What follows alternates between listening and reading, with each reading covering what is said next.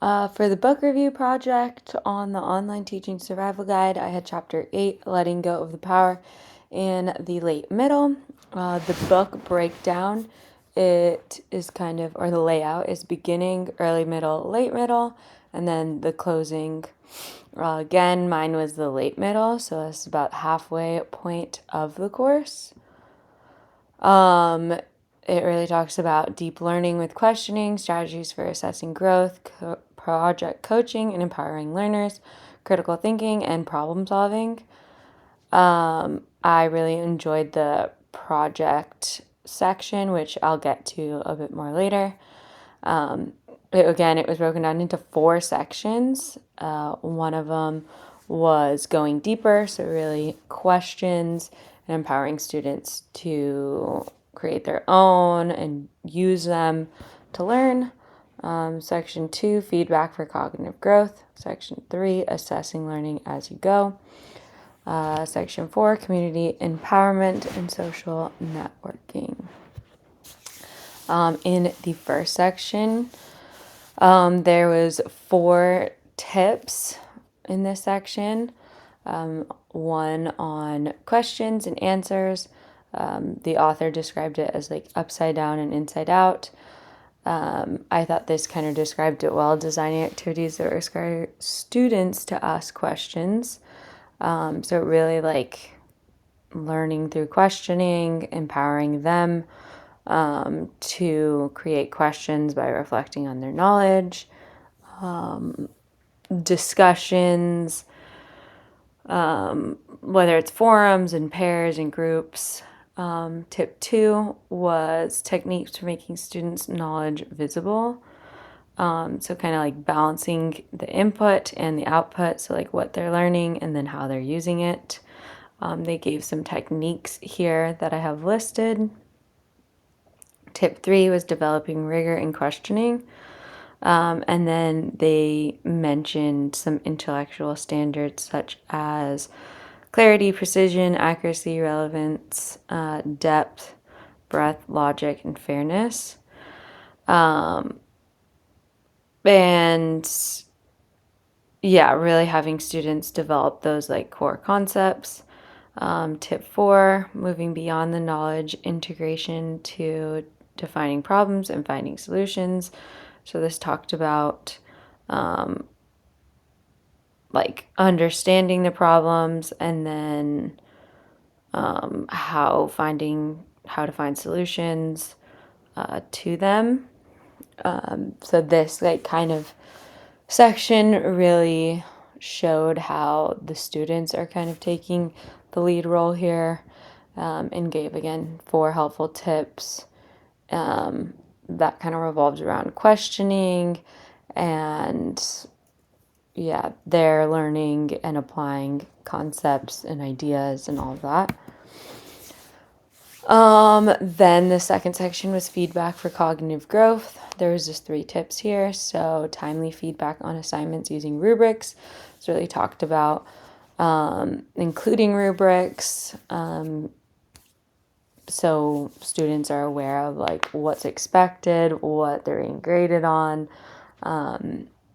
all of that. And then timely feedback, so letting the students know when they'll get the feedback, and then when they do, having that feedback be personal and formative, so they know like it's helping them and that we're reading their work. Tip 6, individual and actionable feedback, so kind of going more into this feedback, that it's really like personalized and it's for them and helpful in them. It also mentioned in tip 6 self-assessment and fear feedback strategies, kind of were in this section. And then tip 7, rubrics for analyzing critical thinking. I really liked this like value rubric that it mentioned, which focused on explanation, evidence, influence of context, student's position, and then the conclusion. So it kind of like broke a rubric down pretty well. I feel like all rubrics should or kind of include this, but this is a good way to make sure it has everything. The next section was assessing learning as you go, specifically with projects. So there was 4 tips here: customizing personal projects. I just wrote some notes that teachers want to look out for and make sure they're using. I really like the broaden the list of topics. I know within my classroom, I I like the students to do things they're interested in, so maybe letting them pick the topic that still surrounds the content that we're learning. A quote that was in this section was kind of asking the students, are you doing it for the teacher or are you doing it for yourself? And I think that's a good way to look at going about projects for students. You're not just like checking off boxes. They're really like learning something that interests them. Tip 9 was managing and facilitating group projects. So just making sure the groups are organized, there's communication with them. But again, the students are still doing most of the like work here and kind of taking more of a lead in this section. Tip 10 was assessing group projects. So kind of talking about the rubrics and grading and all of that, and the students are getting the same marks, but also having the students peer review so that it holds them accountable. And yeah, that also being part of the assessment. So even though they're getting the same marks in different sections, like there still is points given to their effort and communication and participation in the group. And then tip 11, coaching practices during project time. So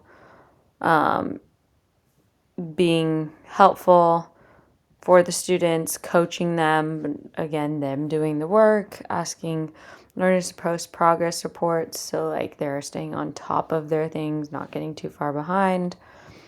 And they're just being like available for students if they need more support or they have questions and all that. The next section was community empowerment and social networking. So 3 tips here. Basically, conversations that spark energy, discussion forums were mentioned here in pairs. And then really like taking the time so that the students could develop tough questions. Tip 13, using social networking to build community. So it really focused on blogs and wiki as a type of like journal or reflection. But then I also thought it was good because then other peers can comment on their work or collaborate with them and either like make their work better or ask questions about what they posted. So it's kind of definitely more like community and like discussion amongst the students using a digital app. And then tip 14 was including like guest experts. So even though this is more of the time in the course where the students take more of a lead, like this is a good time where maybe you add in someone with an outside perspective or an expertise in a certain area,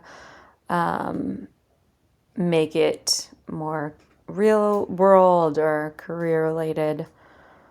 So yeah, I thought this was kind of cool. Hard in some subjects, but would be a cool aspect or addition in others. And then my evaluation of chapter 8, and just I guess the book in general, it had a lot of implementation details and techniques.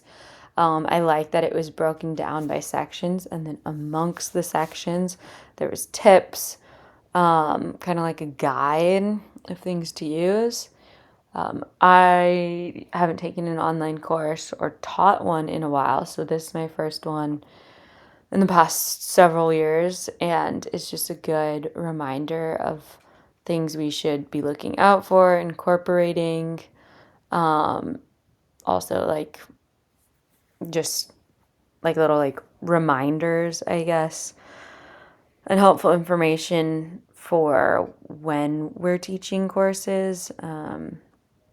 It made it even more interesting because when you're in an online course, I was like looking for all of these in like our assignments each week or the communication between the professor or things like that. So I thought this was a very interesting chapter, hopefully book, if I continue to read it, because I am a teacher and can implement a lot of these. And then I'm a student as well, so this applies directly to me.